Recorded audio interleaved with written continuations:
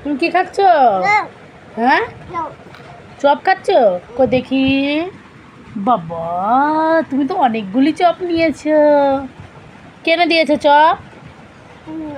কে? মা এনে দিয়েছে? দাদা এনে দিয়েছে?